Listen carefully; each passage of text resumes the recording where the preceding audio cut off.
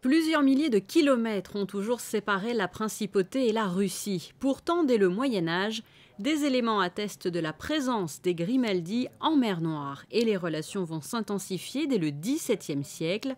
L'exposition organisée dans le cadre de l'année de la Russie à Monaco retrace ainsi à travers différentes pièces les liens entre les deux dynasties. Cette exposition est due à la collaboration avec l'Agence fédérale des archives de Russie et qui a été donc un des prêteurs majeurs de l'exposition.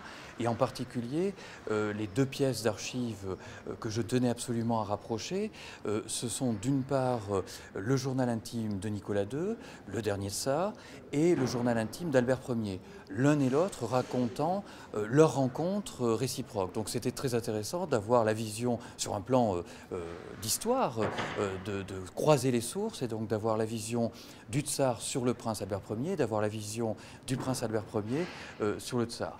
Il y a quelques autres œuvres emblématiques, évidemment l'œuvre de Fabergé issue des collections princières, qui est toujours évidemment...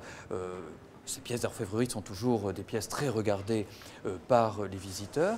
Et puis aussi, issu également des archives de Russie, la relation du premier ambassadeur russe à être venu à Monaco en 1663. Donc de façon très précoce à l'idée qu'on peut avoir que les Russes ont découvert la Riviera seulement à la fin du XIXe siècle.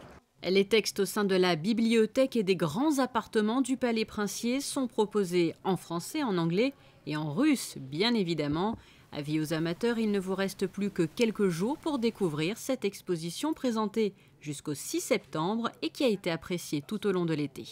C'est plutôt une bonne année pour le tourisme à Monaco, donc il est peut-être difficile de faire des satisfecit et de se dire que c'est l'exposition qui a contribué à une fréquentation plus importante des grands appartements du palais cette année, mais c'est un fait effectivement avéré. Donc en particulier, les visiteurs russes ont été évidemment très flattés, très heureux de voir évoquer les relations que tout le monde connaît ou croit connaître plus ou moins, mais ne connaît pas forcément, et en tout cas dans certains aspects. Ce que l'on connaît souvent des relations entre la Russie et Monaco, ce sont les ballets russes de Diaghilev, évidemment une période très prestigieuse, mais je pense que beaucoup ne connaissaient pas, ou en Russie ou à Monaco, la diversité des relations et comment la relation russo-monégasque s'imbriquait dans une histoire européenne globale, et que Monaco avait intéressé la Russie parce que Monaco c'était un port sur la Méditerranée.